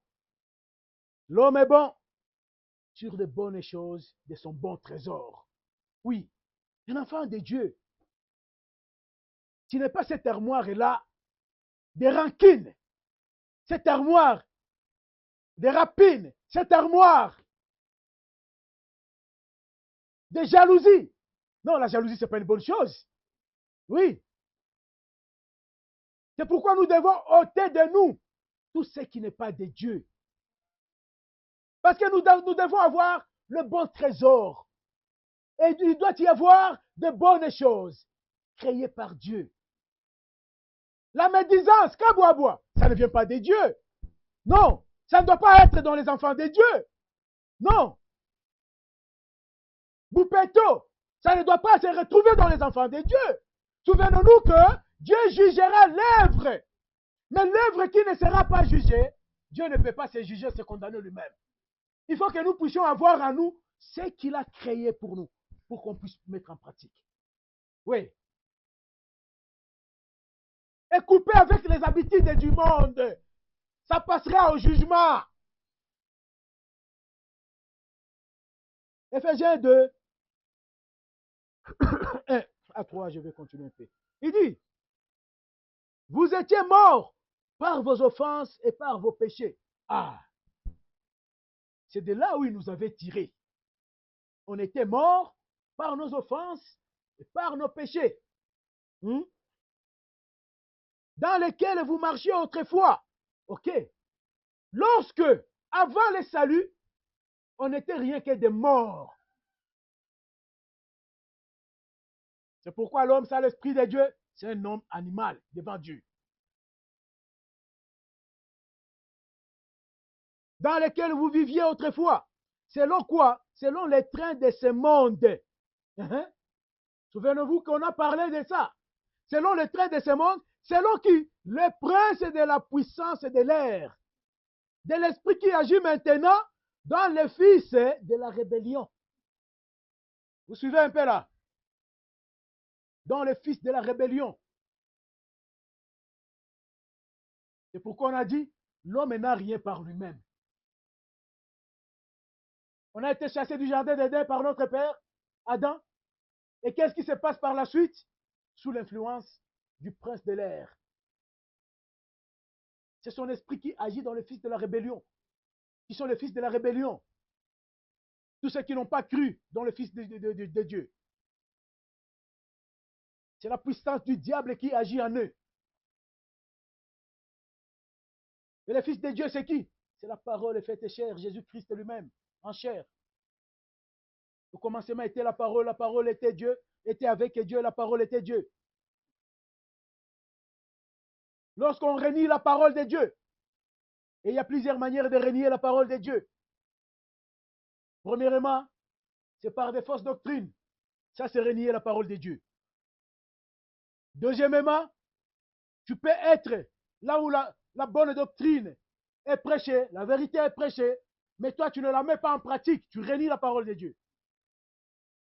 Pourquoi? Parce que Dieu attend que tu puisses mettre les œuvres là qu'il a créées. Donc toi, tu veux faire comme si Dieu a travaillé en vain.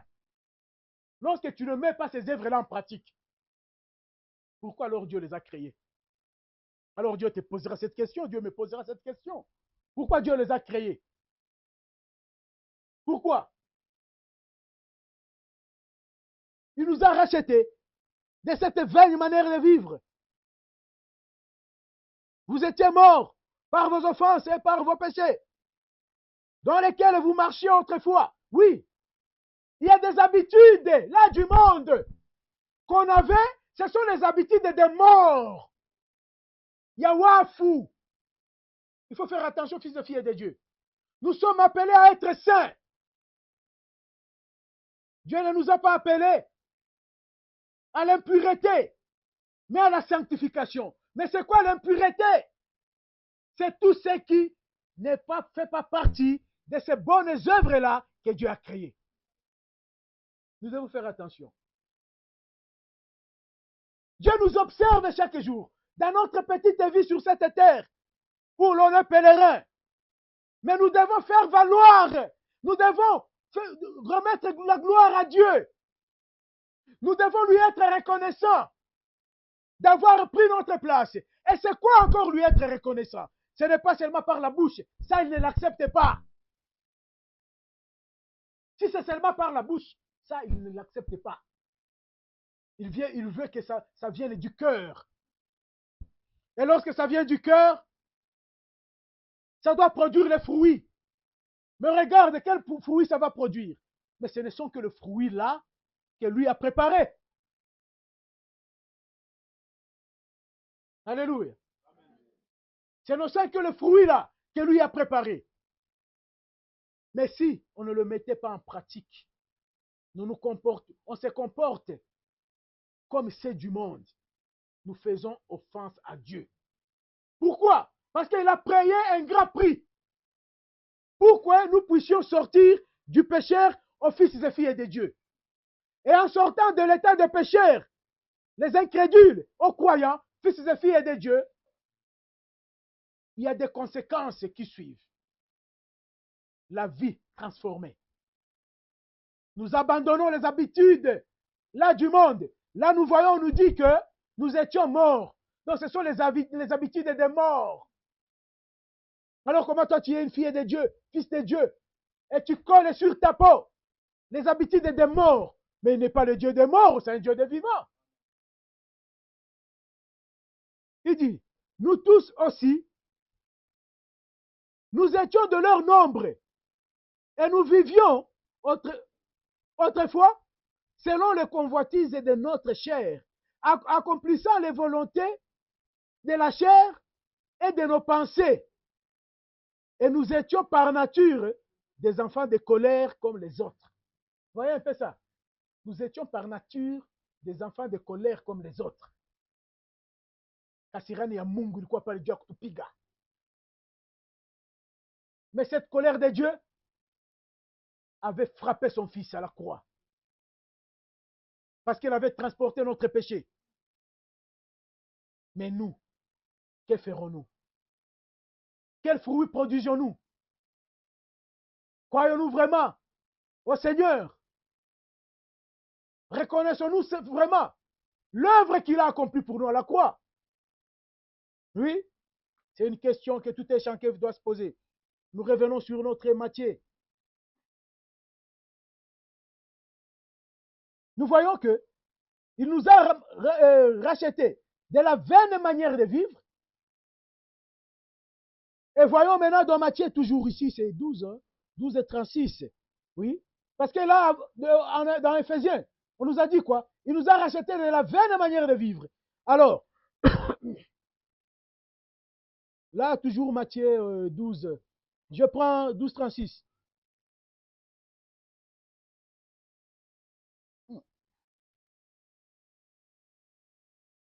Ah, ok. Matthieu 12, 36. Ok. Il dit, je vous le dis, au jour du jugement, les hommes rendront compte de toutes les paroles vaines qu'ils auront proférées. De toutes les paroles vaines. Pourtant, nous, on est rachetés de la vaine manière de vivre. Donc, de nos bouches ne doivent pas sortir des paroles vaines. Amen. Oui, c'est ça. Parce qu'au jour du jugement, toute parole vaine, sortie de la bouche de quiconque, de qui que ce soit, sera jugée. Les hommes rendront compte. Et c'est là où on a dit, Dieu nous a appelés à la perfection. Même dans nos rapports avec nos enfants. Surtout les sœurs. Ça, vraiment, je le répète chaque jour. Surtout nos sœurs. Parce que tu es fâché avec l'enfant, on n'a qu'à les kakichua. C'est ce qu'on a, j'ai posé la question le vendredi. Mais qui a créé cette tête-là? C'est Dieu. Donc toi, tu es sage plus que Dieu, tu trouves des défauts sur cette tête-là. Attention, ça ce sont des paroles vaines. On a le bousso. C'est Dieu qui avait créé ça. Donc toi, tu es architecte plus que Dieu. Parce que tu trouves des défauts, oui, les bousso, il est. Des paroles vaines. Ça ne doit pas sortir de nos bouches. Si nous devons prier devant Dieu, jours et nuits, c'est pour que Dieu ôte de nous ce genre de choses. Ce n'est pas ça le bon trésor. Non. Ça, c'est rattaché au monde. On a été racheté de cette manière de vivre. Laissons ça aux païens et aux païennes. Oui. Normalement, dans les maisons des fils, des filles et de Dieu, ce sont des paroles qui bénissent. Ce sont les paroles qui bénissent. C'est la crainte de Dieu qui règne. Pourquoi? Parce que nous devons tirer du bon trésor que nous avons. Des bonnes choses que Dieu a créées pour nous. Mais si seulement si nous avons la foi, si nous croyons, si nous acceptons ces bonnes choses. Parce que ce ne sont que ces choses-là que Dieu ne pourra pas faire passer au jugement. Dieu ne peut pas se condamner lui-même. Il ne peut pas se juger. Ce sont ses œuvres. Si toi tu le mettais en pratique, Dieu ne te fera pas passer au jugement. Non. Mais si toi tu continues avec les œuvres du monde, Si toi, tu n'avais pas accepté de prendre ton salut, tu auras des problèmes avec Dieu. Tu rendras compte ces jours-là. Tu rendras compte. Il dit, je vous l'ai dit au jour du jugement, les hommes rendront compte de toutes les paroles vaines qu'ils auront proférées. Car par tes paroles, tu seras justifié et par tes paroles, tu seras condamné. Ouais, justifié ou condamné. Mais nous, on est sauvés par la grâce. Nous devons rendre sa juste valeur à cette grâce. Dans notre manière de vivre. Si nous avons des faiblesses, mais montrons-le à Dieu. Nous voyons que nous ne pouvons rien fabriquer de nous-mêmes. Nous ne pouvons rien avoir par nous-mêmes. Tout comme Adam, lorsqu'il était dans le besoin, c'est Dieu qui avait vu ce besoin-là et Dieu lui avait donné la réponse. Dieu ne voulait pas à ce que son fils se débrouille. Non, nous ne devons pas nous débrouiller. Notre Père est riche. Il nous donne tout ce dont nous avons besoin. C'est à nous de le prendre, de les accepter. Et des fois, nous ratons la bénédiction de Dieu. Pourquoi? Parce que nous pensons que ça, ce n'est pas vraiment nécessaire. Je peux aussi faire ça. Mais attention, regarde que Dieu a dit que nous étions morts. C'est pour les morts. Ok, c'est pour les morts. Et la mort, c'est qui? C'est Satan lui-même. Tout ce que Dieu a dit, c'est ce qui est bon pour ses enfants. Que le monde puisse se moquer de toi. Tu n'as pas de compte à rendre au monde. Qu'on se moque de moi pendant 100 ans, mais nous tous, nous mourrons un jour. Et ce jour-là, nous serons devant le roi des rois. Oui. Pourquoi vouloir que le monde puisse t'acclamer aujourd'hui, afin que ce jour-là, tu puisses alors rendre compte devant Dieu? Pourquoi? Prenons 1 Pierre 4.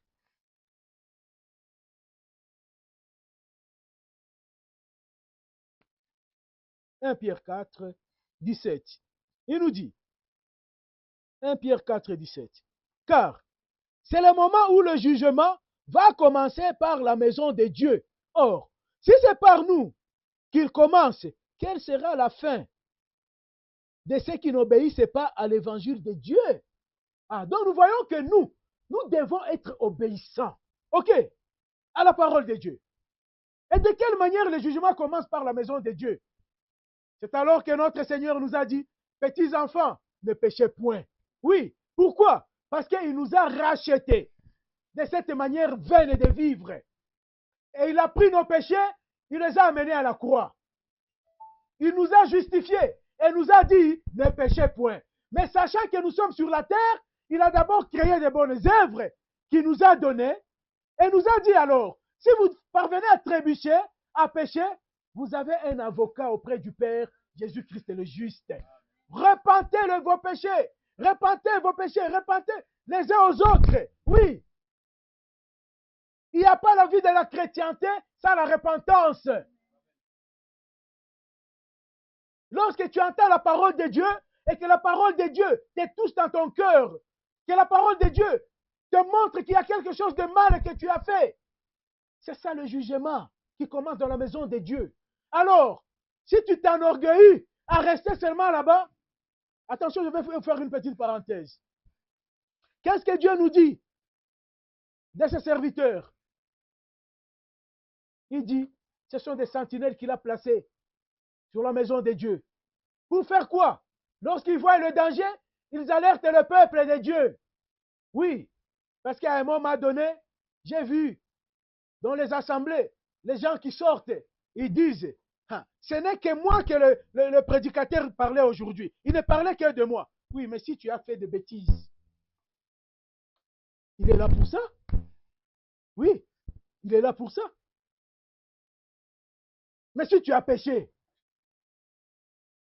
s'il voit que l'église de Dieu ne se comporte pas convenablement, son travail, ce n'est pas de fermer sa bouche. C'est de prendre la parole de Dieu, qui est l'épée de Dieu, et de cogner ça. Il ne doit pas le faire par lui-même. C'est par la parole de Dieu. Parce qu'il est là pour ça. Parce que Dieu a dit ceci. Je t'ai mis là comme sentinelle.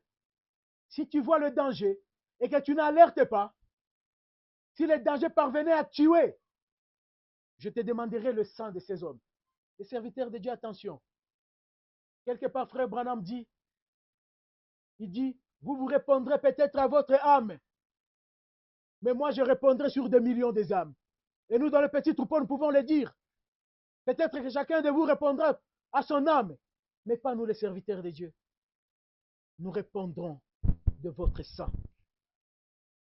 Si nous ne voulons pas prêcher la parole de Dieu telle que Dieu nous l'a donnée, si nous voyons la mondanité vouloir se glisser dans l'église et nous fermons la bouche parce que c'est ma femme, parce que c'est ma soeur, Dieu me jugera pour ça.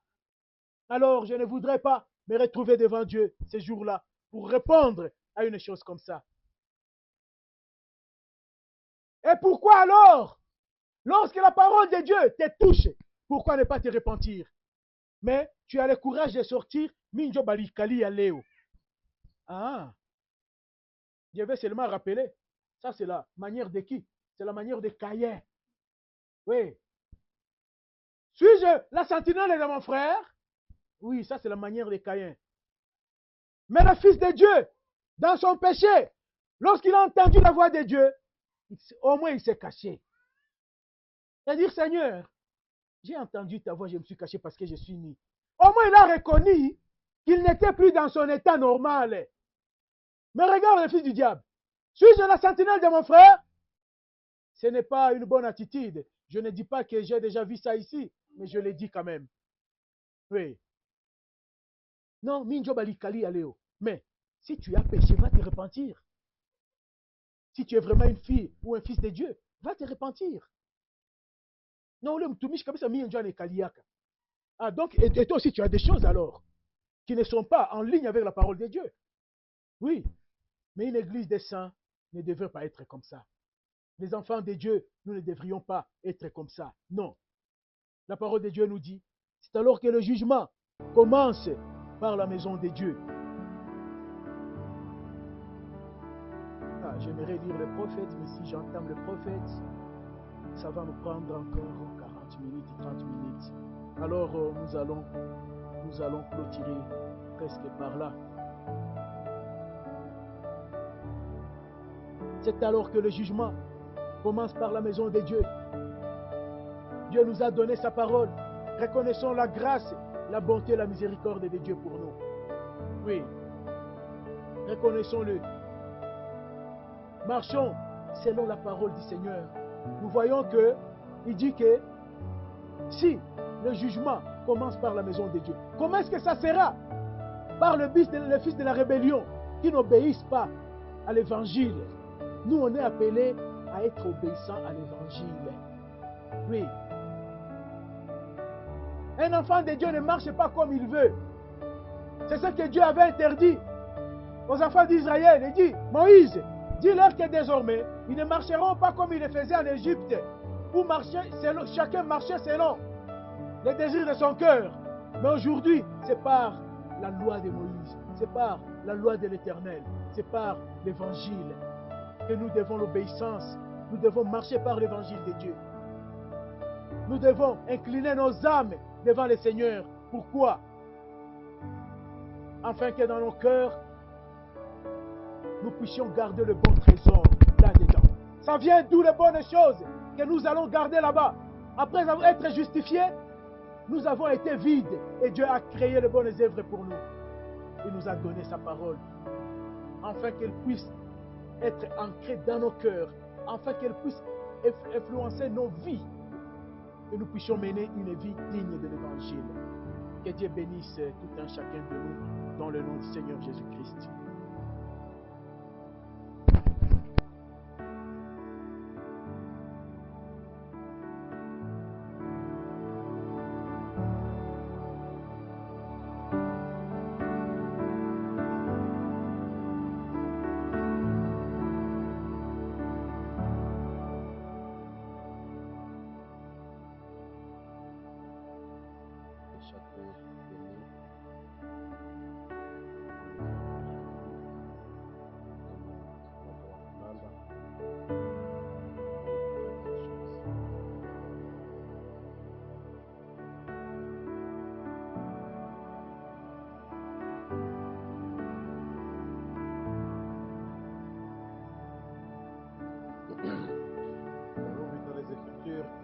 a dit à l'homme, prends ton lit et marche. Et c'était à cet homme-là de faire ce que le Seigneur lui a dit, ce que le Seigneur lui a ordonné. À cet homme, on n'a pas demandé de réfléchir, on n'a pas demandé d'utiliser ses pensées, mais de prendre son lit et de marcher. C'est ce qui a été demandé. Et nous aussi ce matin, le Seigneur nous demande seulement d'honorer sa parole. L'homme n'a pas vu le poids de ce qu'il avait à faire. La Bible nous dit qu'il venait de passer beaucoup d'années. Il était toujours là, beaucoup d'années. Mais il n'a pas vu tout ça. Tout ce qu'il a fait, il a seulement honoré la parole de Dieu. Et c'est ce que Dieu nous demande ce matin.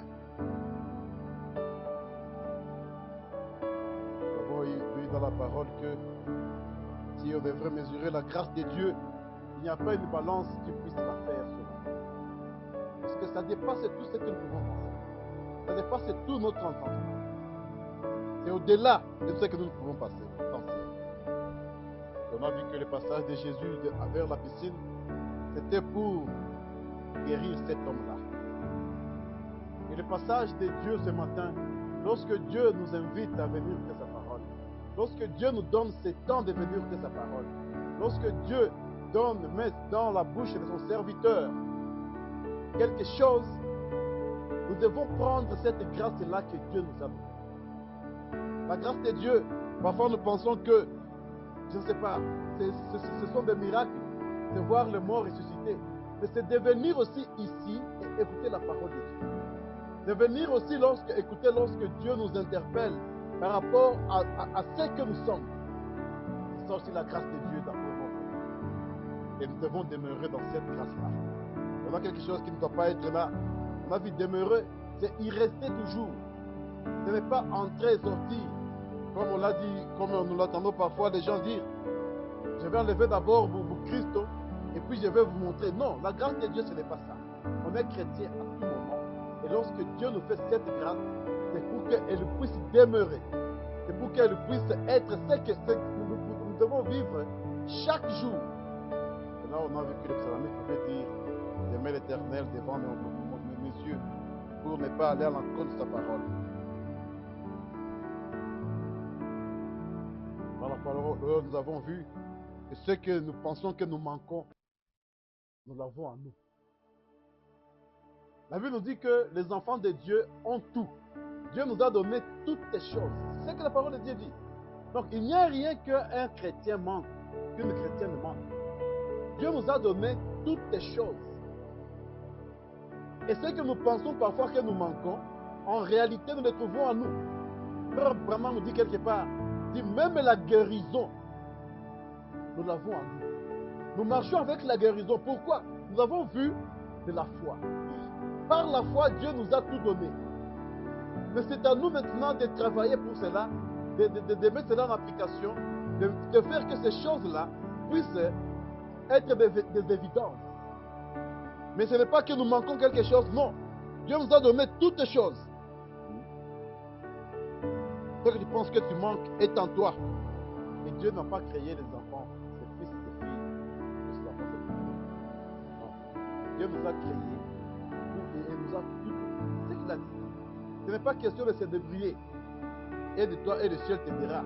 Notre prophète dit que c'est un adage impie. Mais les fils et les filles de Dieu, ils s'abandonnent à Dieu. Ils laissent tout entre les mains de Dieu. Ils croient dans ce que Dieu a dit. Parce que si nous ne croyons pas dans ce que Dieu a dit, nous n'aurons même pas à croire que lui-même existe.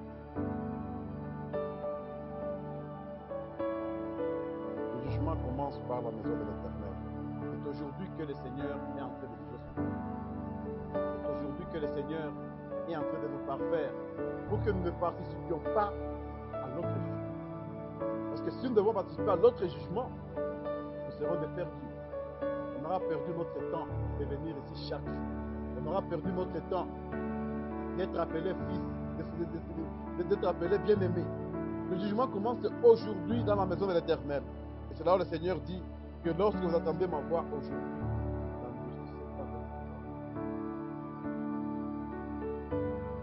prédicateur ne prêche pas, et où Dieu ne met pas des paroles dans la bouche de son serviteur pour que dire non, comment c'est toujours moi, c'est moi. Non.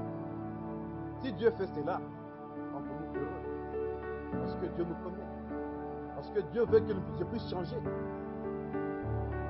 Un homme dit quelque part, si je fais longtemps sans que je ne trouve pas quelque chose que le Seigneur m'a dit, je me demande, est-ce que je suis encore dans les présents? C'est là où nous avons vu le dimanche passé que si le diable te laisse en paix, il faut te demander, est-ce que je ne suis pas déjà dans le même camp avec lui? Parce que le diable ne peut pas nous laisser en paix. Nous sommes dans un combat. Et notre combat, nous devons savoir que lorsque Dieu me parle, je dois me sentir heureux de dire que le Seigneur se souvient encore de moi. Le Seigneur veut que je puisse changer. Le Seigneur veut que je puisse m'approcher encore davantage. Que Dieu bénisse son serviteur et que bénisse tout un chacun d'entre nous. Les paroles que nous avons entendues ne sont pas les paroles de l'homme, mais ce sont les paroles que Dieu a mis. Que Dieu nous a parlé à tout un chacun pour que nous puissions arranger notre vie. La bénédiction du Seigneur est proche. Et ça, ce n'est pas de l'histoire. Parce que lorsque le Seigneur avait dit à Noé qu'il y aura la pluie, ça a pris tout le temps, celui qui connaît le temps. Mais un jour, parce que c'est la parole de Dieu, et là c'est pareil. Et c'est pareil aussi pour nous aujourd'hui. Que Dieu bénisse son serviteur, et que Dieu bénisse tout un chacun d'entre nous. Nous allons prier.